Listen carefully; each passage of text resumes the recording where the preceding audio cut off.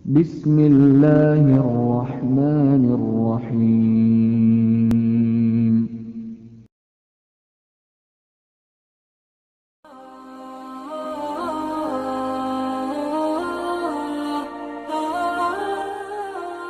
Kalau kita ridho dengan satu musibah lalu kita serahin sama Allah, Allah tuh gantiin yang lebih banyak loh. Masalahnya kita nggak yakin, dapat musibah langsung panik, langsung putus asa. Harusnya pas dapat musibah tetap kita ikhtiar untuk menyelesaikan masalah kita, mencari jalan keluar, mengambil kembali hak kita. Tapi itu jangan sampai mengalahkan porsi kita meminta kepada Allah gantinya yang lebih baik.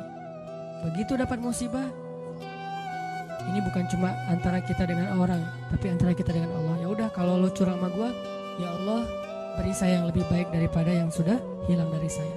Allahumma ajurni fi musibati wa khlufli khairam minha. Langsung Allah ganti. Dan itu janji Rasul. Mana pernah Rasulullah berdusta? Tidaklah orang berdoa dengan doa itu ketika musibah, kecuali Allah akan memberikan gantinya yang lebih baik untuk dia. Tapi kita harus benar-benar yakin dan bijaksana. Maksud bijaksana di sini, jangan mendikte Allah harus seperti yang kita pengenin. Karena Allah ngasih yang lebih baik, nggak mungkin yang lebih kurang.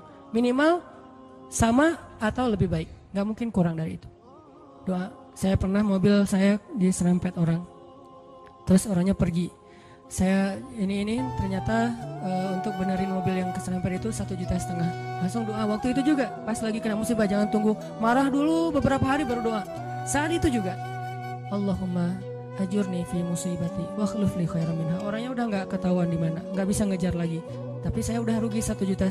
Gimana nih ya Allah, beri saya ganti yang lebih baik. Seminggu kemudian Allah ganti 15 juta.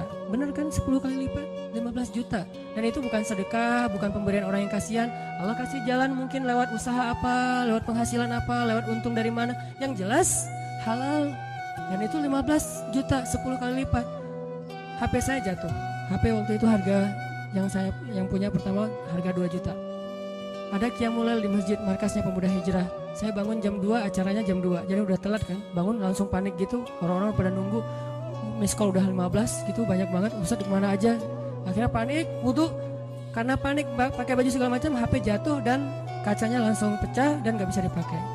Saat itu juga saya doa, ya Allah beri saya ganti yang lebih baik darinya. Berangkat ke masjid. Paginya Allah ganti dengan Note 5 yang waktu itu harganya 10 juta. Gimana caranya? Allah punya banyak cara, ada aja. Tiba-tiba ada usaha ini yang mungkin untung sedikit, dari sini ada apa, ada yang hadiah atau ada apa. Banyak banget subulana, jalan-jalan kami. Tinggal minta aja sama Allah. Sehingga kalau kita yakin dengan ini, begitu diputusin, kita adik kakak aja ya, gak apa-apa. Langsung nih.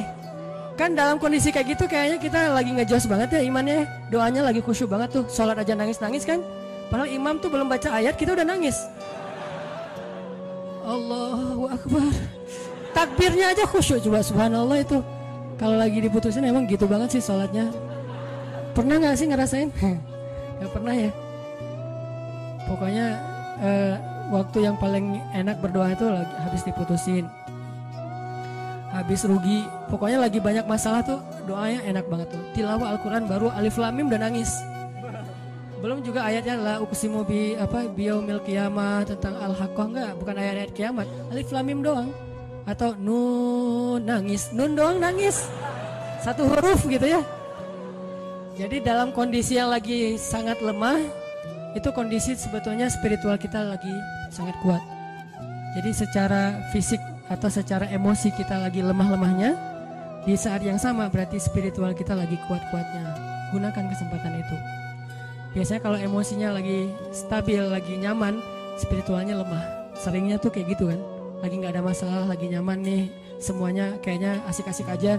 Kita doa juga Rabbana atina fid dunya hasanah. Ada yang lebih parah, ya Allah samain aja deh dengan yang sebelah gitu kan.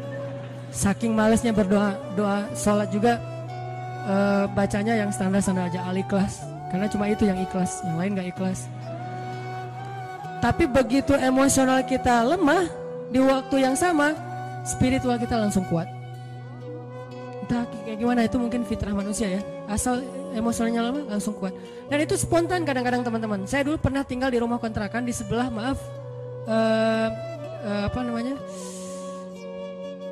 lokalisasi. Jadi di sebelah rumah saya itu ada kayak asrama kayak gituan, kupu-kupu senja. Saya persis di sebelah rumahnya di Bandung tuh, namanya Jalan Saninten. Kan ada Saritem, ada beberapa kan, ini ada Saninten juga. Saya tinggal di sebelahnya. Kalau malam pokoknya kita sering dengar banyak hal-hal aneh aja di sebelah. Kalau saya mau ke masjid, saya sengaja ke masjid itu pakai jubah, pakai sorban, sah gitu ya. Terus janggut digini-giniin, padahal nggak panjang, tapi digini-giniin. Jalan depan cewek-cewek itu sore kan mereka udah pada duduk, udah selesai dandan, udah wangi kan, duduk depan gat tuh. Saya jalan, assalamualaikum, waalaikumsalam. Lewat. Kadang-kadang kalau malam mereka nggak kenal saya lagi lewat pakai motor gitu, langsung disamperin, om gini. Saya tinggal di situ. Oh ya maaf om, saya balik panggilin. Suka dipanggil-panggil gitu. Orang saya tinggalnya di situ.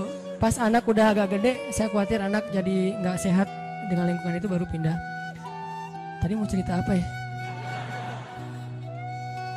Hah? Oh ya, spontan ya. Nah, yang punya tempat itu pastinya nggak pernah sholat dan memang preman juga sih. Badannya gede. Kalau dengan saya mungkin 4 kali saya lah. Gede banget pokoknya, gede banget orangnya, tinggi besar dan nggak ada yang berani sama dia. Ada gempa waktu itu di Bandung, siang-siang gempa, dia lagi tidur di atas, biasa tidur pagi gitu, jam 10 pagi tidur, pas gempa dia langsung loncat ke bawah, Allahu Akbar, saya kira ada demo apa gitu, dia takbir sendiri, Allahu Akbar, takbir, coba bayangin, perhatikan spontanitas fitrah manusia itu, ketika emosionalnya terganggu, spiritualnya naik kan, dan itu kesempatan kita untuk kembali ke Allah banget tuh, karena untuk dapetin spiritual yang sengejos itu, kalau normal susah, kita harus benar-benar ikhtiar. Tapi kalau lagi emosional kita drop, di sisi yang lain, sisi baiknya Allah langsung naikin spiritual kita. Tapi kalau kita abaikan, dua-duanya drop, habis kita. Jangan abaikan. Dia langsung takbir, Allahu Akbar, saya gempa keluar semuanya dari rumah, takut runtuh. Pas udah beres gempa, ketawa-ketawa lagi gitu pada ngobrol. Itu terjadi dan keluarga saya juga ada yang kejadian pas tsunami dulu di Aceh, kan saya dari Aceh. Tsunami di Aceh itu ada keluarga saya. Dia nggak sholat subuh pagi itu hari Ahad kan, tanggal 26 Desember 2014. 2014 mah diputusin sih. Enggak lah, udah lama. 2004 gitu ya. Nah, hari itu ada salah satu keluarga saya, dia nggak sholat subuh. Biasa, bukan waktu itu doang nggak sholat subuh, biasa dia nggak sholat subuh. Gempanya kalau nggak salah jam 9 apa jam 8, sejam kemudian tsunami. Pas tsunami dia tuh lari hilang, padahal orangnya itu sering berantem, pokoknya jagernya di kampung lah, sering berantem sama orang-orang di terminal. Tapi begitu tsunami dia lari duluan. Adiknya malah ikut lari sama dia, ditarik sama dia lari. Pas udah di tengah jalan ingat balik lagi ke rumah karena dia ingat ibu sama kakaknya ketinggalan, dia pengen nyelamatin ibunya. Kenapa yang satu lari terbirit-birit hilang, yang satu lagi balik? Karena yang satu itu ngerasa banyak dosa. Kalau saya mati hari ini, habis saya nanti di akhirat nih. Dia nggak berani mati. Daripada saya mati tapi belum sholat subuh, lari dia tuh. Yang tadi sholat subuh balik lagi. Nah ini jujurnya ketika spiritual berbicara kan. Mungkin kalau spiritual kita nggak bicara, kita akan sombong, ngerasa apaan sih akhirat, apaan sih tauhid, apaan sih agama, apaan. Tapi begitu ada masalah yang pertama kita sebut siapa selain ibu kita? Allah. Minimal oh my God, dan itu bentuk dari fitrah manusia bahwa dia masih mengakui Tuhan. Tinggal masalah Tuhan yang mana nih kan itu ya. Tapi masih mengakui Tuhan. Ketika fitrah dan spiritual kita bicara, harusnya kita dengar dan itulah ucapan yang paling benar. Kalau yang bicara itu emosi kita, belum tentu benar, dia subjektif. Tapi kalau yang ngomong itu fitrah, itu benar banget tuh. Sehingga teman-teman gunakan kesempatan pas lagi dapat musibah, ya Allah, angkat kedua tangan kita, doa kepada Allah, mulai dengan memuji Allah, kemudian salawat kepada Rasulullah, minta yang setinggi-tingginya nggak masalah, karena kalau Allah nggak ngasih di dunia kayak gitu, Allah kasih kayak gitu di akhirat, bahkan lebih baik dari itu. Apa sih ruginya kita minta, ya Allah, beri saya Ferrari. Ini yang nggak tahu diri nih, mintanya Ferrari gitu. Tapi kan minta ke Allah nggak masalah, dan kita yakin kalau nggak dikasih Ferrari di dunia, minimal dikasih Ferrari di akhirat. Bangkit dari kubur, ada Ferrari. Halusinasi, ternyata dia belum meninggal, mimpi gitu. Bangkit dari kubur, datang kendaraan nih. Dan benar-benar kan di akhirat ada kendaraan kan. Cuman bahasa hadisnya kendaraan dari cahaya, kendaraan dari amal soleh. Tapi bahasanya kendaraan. Dan kita akan mengendarai kendaraan itu untuk bisa ngelakuin touring sepanjang Padang Mahsyar. Padang Mahsyar itu touringnya capek banget loh. Itu touring paling heboh tuh. Di mana pusat Padang Mahsyar teman-teman? Palestina. Hari ketika manusia disidang, dibangkitkan, spot bangkitnya, meeting pointnya itu Palestina. Makanya di dalam Al-Quran Allah menyebutkan Palestina itu dengan istilah yauma yunadil munadi mim makanin qarib.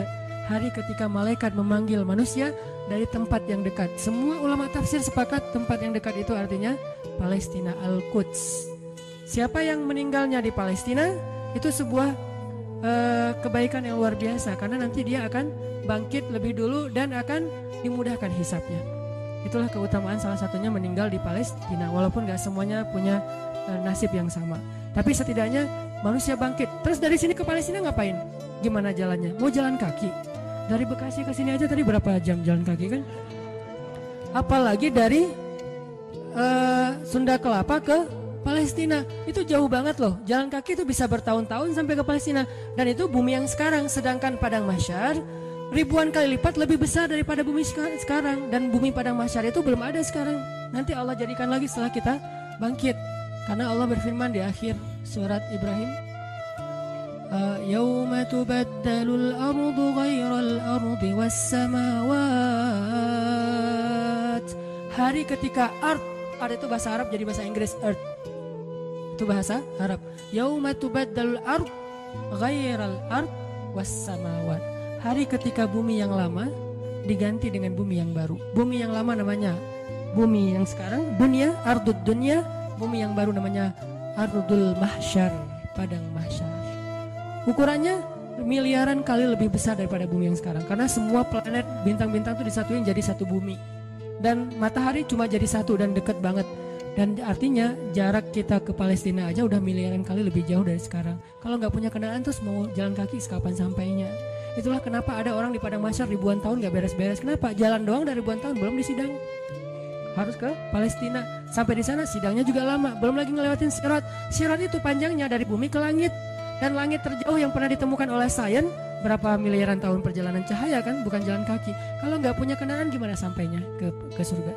Jadi untuk bisa sampai ke surga aja teman-teman, nggak ada kendaraan, itu mungkin menghabiskan usia kita miliaran tahun loh. Belum sampai ke surga. Terus gimana dong Ustadz? Kita harus punya banyak kendaraan dan kebaikan. Karena cuma itu yang bisa memudahkan perjalanan kita. Itu touring panjang banget. Jadi minta, ya Allah yang kecepatannya berapa ribu kekuatan kuda misalnya, Ferrari. Gimana cara dapetin Ferrari itu? Doa terus menerus. Kalau nggak dikasih di dunia yakin dikasih di akhirat. Kalau saya mah mending milihnya di dunia mah yang biasa-biasa aja, di akhirat yang luar biasa. Kenapa?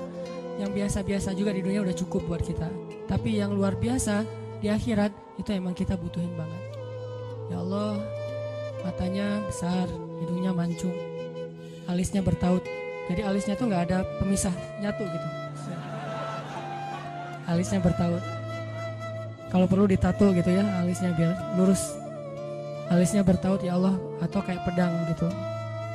Pedang ali bercabang. Tingginya sekian ya Allah, kulitnya putih Korea lah. Minta yang sebaik mungkin. Nanti kalau nggak dikasih jodoh kita kayak gitu di dunia, maka jodoh kita yang di dunia itu nanti akan Allah perindah di akhirat. Dan saya sering cerita, di surga itu nggak ada jomblo. Jadi nggak usah khawatir. Tetap ada wedding lah di surga. Dan WO-nya itu para malaikat banget. Malaikat yang nyiapin segala macam. Kita dirias sama malaikat. Nang sini nang, dirias sama malaikat. Malaikatnya tuh yang bagian rias yang keren-keren gitu. Dirias udah secantik-cantiknya. Rambutnya nggak kusut lagi selama-lamanya. Nggak ada cerita aduh keringetan ya, aduh AC-nya mati ya. Ternyata ini apa segala macam. Nggak ada tuh di surga. Selalu bahagia. Baitun, rumah yang tidak ada teriakan dan tidak ada keluhan cuma ada di surga. Di rumah tangga di dunia tetap ada. Gimana pun soleh keluarga Nabi, Aisyah kadang-kadang mengeluh manusiawi. Tapi di surga nggak ada. Nikah di surga. Siapa yang jadi walinya?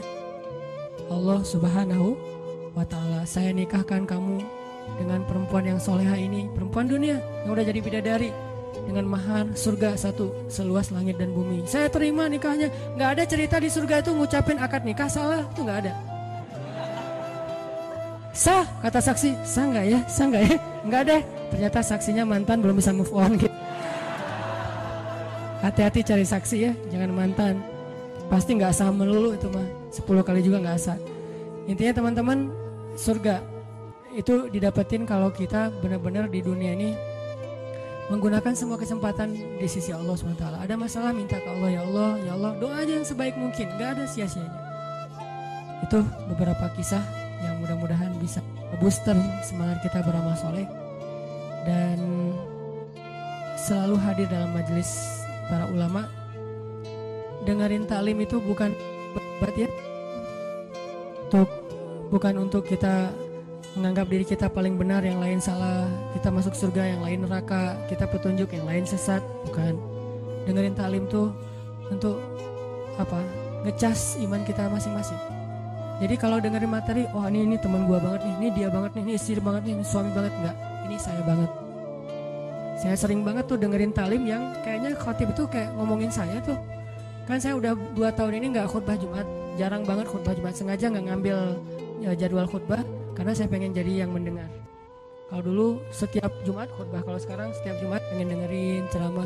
Sering banget tuh pas denger ceramah, si khatib itu kayak kenal saya, padahal kita nggak kenal. Yang diomongin saya aja tuh. Ada orang begini-begini, lah saya tuh. Kalau kayak gini dia begini, dia ngomong dan segala macam, dia kadang-kadang membicarakan sesuatu yang dia tidak amalkan. Dah gua banget nih. Terus aja kayak diceramahin seolah-olah satu masjid itu isinya cuma saya sendiri. Gak ada yang lain. Kan kita sering kan kayak gitu ya. Kenapa? Allah yang menggerakkan lisan seorang ustadz, ulama untuk menasehati kita. Sehingga gak perlu kita, wah ini mirip teman saya nih, harusnya dia dengar ya, harusnya saya rekam ya, ini harusnya istri saya dengar nih, harusnya suami saya dengar. Jangan mencari nasihat untuk orang lain, carilah nasihat untuk diri kita sendiri. Kalau kita lagi ada masalah sama pasangan, nanti kalau udah ada pasangan maksudnya, kalau kita punya masalah sama pasangan ya, jangan pernah googling hadis-hadis pasangan. Suami googling istri-istri yang soleh hadis, search. Jangan. Istri suami yang imam terbaik, search. Gak usah cari nasihat buat pasangan. Carilah nasihat buat diri sendiri. Suami hadis-hadis suami yang penyabar, search. Ketemu nih, kita jadi semangat lagi. Oh berarti saya yang salah. Istri yang soleh hadis, search. Oh saya yang salah. Gitu harusnya, jangan disilang. Kalau disilang semuanya saling menuntut dan saling menyalahkan.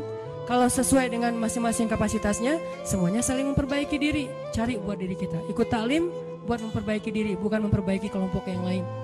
Bukan memperbaiki orang lain, tapi memperbaiki diri kita sendiri.